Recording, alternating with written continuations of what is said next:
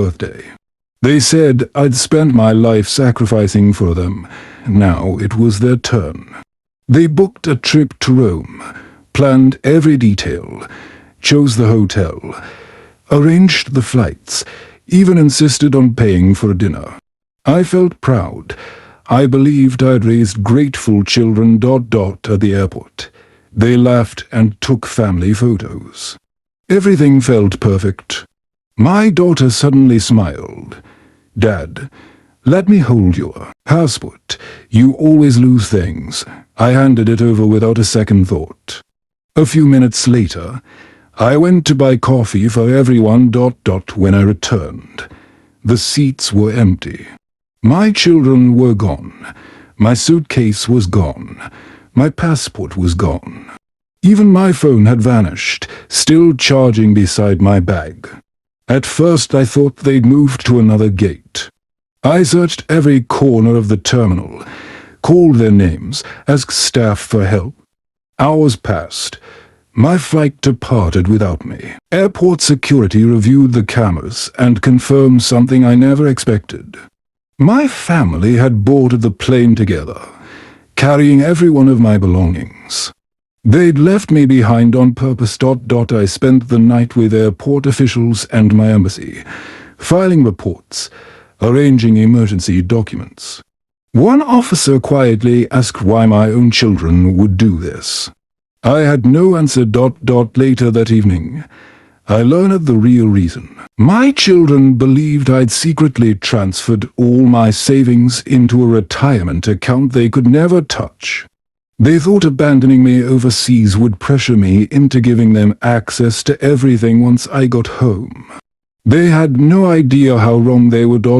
For years I'd quietly built a charitable foundation in memory of my late wife, donating most of my wealth to education programs for children who couldn't afford school.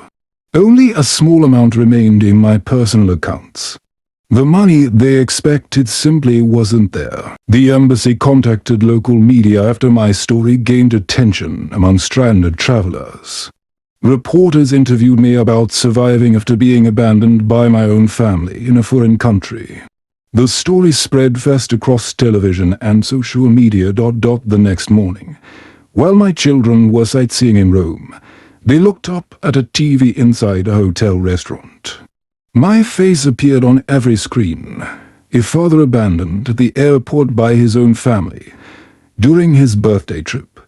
Guests stared. Hotel staff recognized them. Their phones exploded with messages from relatives and friends asking if it was true. They rushed back to the airport expecting to explain it away. Instead, investigators wanted answers. Security had already preserved the footage showing exactly what happened. Back home, our relatives learned the full truth. The people who'd once praised my children for organizing such a thoughtful trip were now asking why they'd abandoned their own father. Days later, they begged me to forgive them, called it a misunderstanding, cried, claimed they only wanted to teach me a lesson. But trust once broken is difficult to rebuild. I thanked the embassy staff, the airport workers, the strangers who showed me kindness when my own family didn't. Their compassion reminded me that family isn't always defined by blood. Sometimes complete strangers show more humanity than those closest to us. I returned home with a clear mind and a stronger heart. I updated my legal documents, made sure every future decision reflected the values my late wife and I believed in: respect, kindness, integrity. My birthday didn't become the joyful celebration I expected. Instead, it became the day I discovered who truly stood beside me when everything was taken away. Betrayal hurts most when it comes from the people you love, but the truth has a way of finding the light. My children thought leaving me behind would give them control. Instead, their actions became known around the world, and they lost something far more valuable than money. They lost trust.